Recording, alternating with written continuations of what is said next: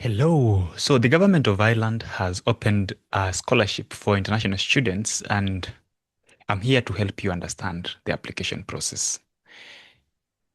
In case this is your first time here, this is the Management Diary where we get to have discussions about scholarships and other factors. We host a podcast and we also provide guidance for applicants. And we also do this on a weekly basis. So this week we are covering the Government of Ireland scholarships. We also covered the African Excellence Awards in Glasgow. That is the previous week. And now we are going to have another episode, another short video coming up about the Australia Awards Scholarship, which is coming up next. So you may want to stick around by just hitting the subscribe button.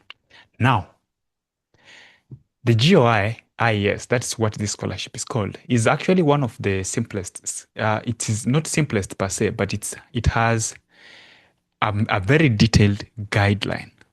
This is the official portal, and I have put the link in the description of this video. You can find it there.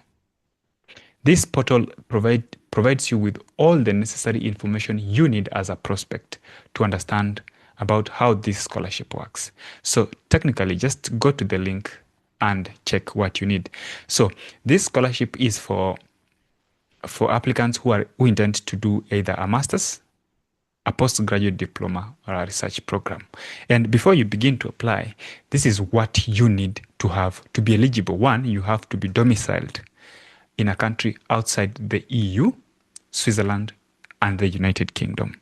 So it means these are the only countries that are exempt. We also have two other countries that are exempt here, Russia and Belarus. So those are the regions that are exempt. You need to have not held this scholarship before. And you need to have received an offer as an international fee paying student and in a full-time program. This is either a master's program, a postgraduate diploma, or a research program in an Irish institution. How do you know which institution you are supposed to apply to? When you come to the portal here, you will find these appendices. So this is the call document. This one here is the frequently asked questions. This here is the form that contains all the questions that you need to answer. But these questions are answered on a portal, and we are just about to go there. This one here contains the appendix, which will tell you things like how references should be submitted and the likes. And finally, the help document. So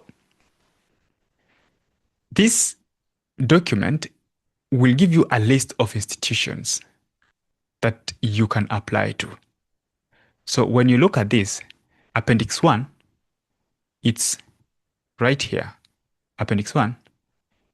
When you download that document, you are going to get this document, which gives you the list of institutions, Atlantic Technology University. So the institution, the email address to the institution, and the website. So if you want, for example, you choose to apply to the independent college, just come here, click the link, go to the college page, get information about the program you want to take. The advantage is you're not limited to which program you should apply. You can apply to any program. Well, for example, here it is written NA, but you want to apply here. You can write an email to international@dkit.ie, and then they can advise you how to proceed.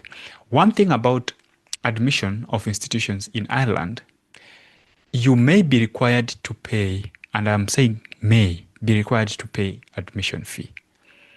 However, some institutions do not require you to pay admission fee. So I spoke to a candidate who was on the Trinity College Dublin. He's a scholar, and we have the episode on this podcast. Just check our videos.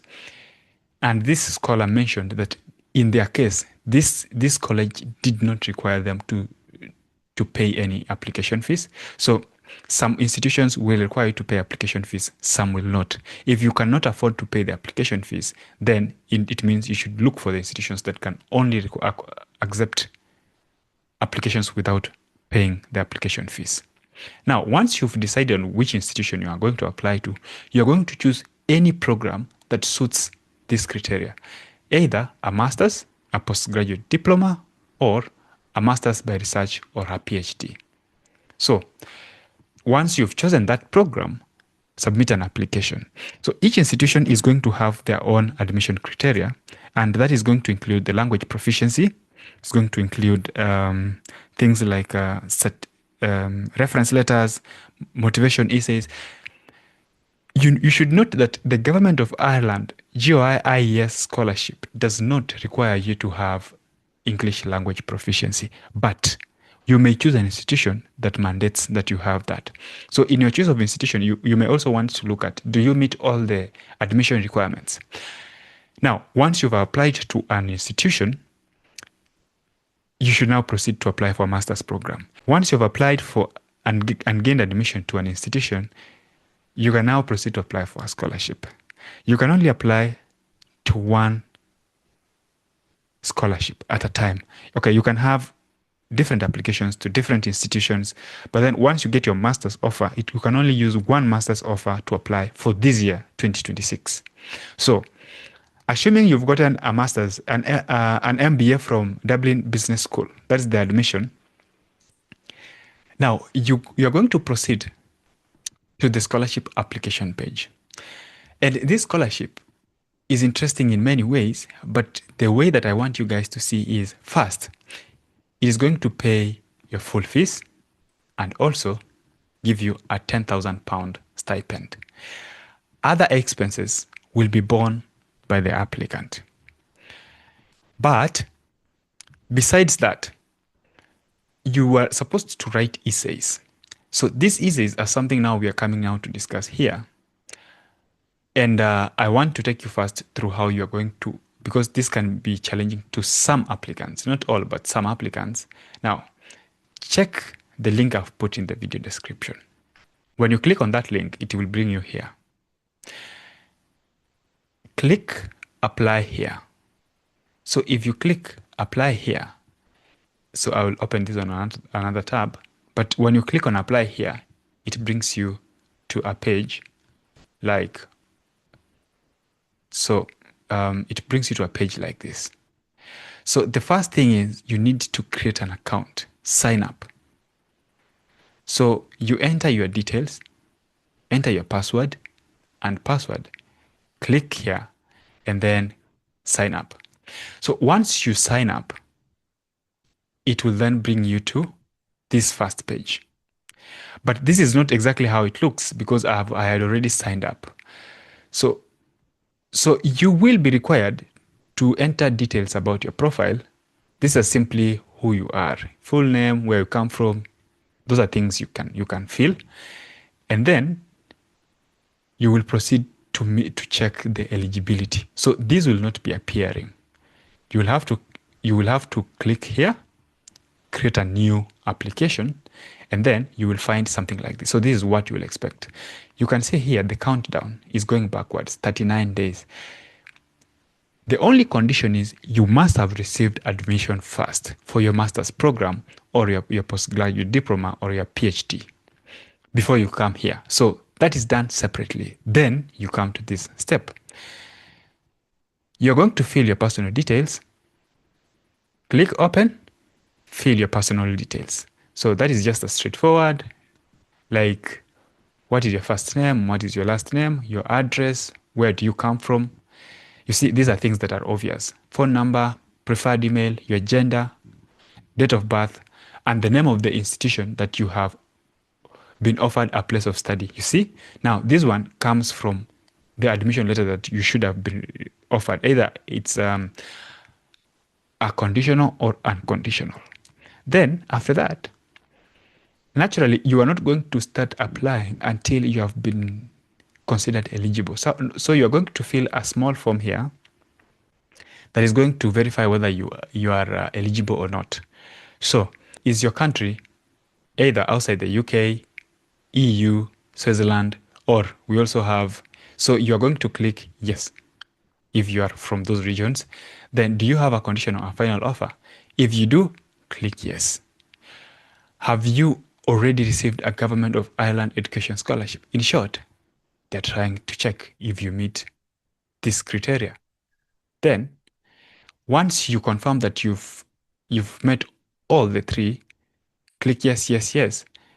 Once you mark as complete, it is going to tell you to refresh your page.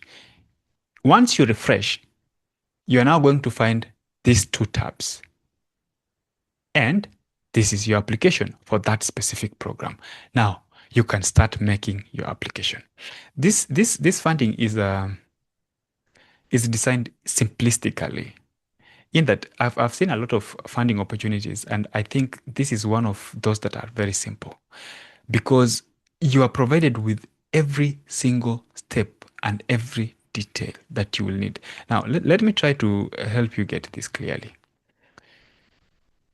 This is how they are going to evaluate your application.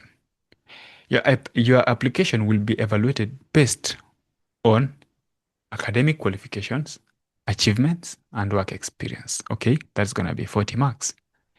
Your personal statement is going to be 45 marks. And this is going to come in 3 different essays. After which, you're going to have 2 references uploaded via an online application portal that is going to be 15 marks. And there's a criteria on how this should be written. Now, let's begin with the simple one, the references.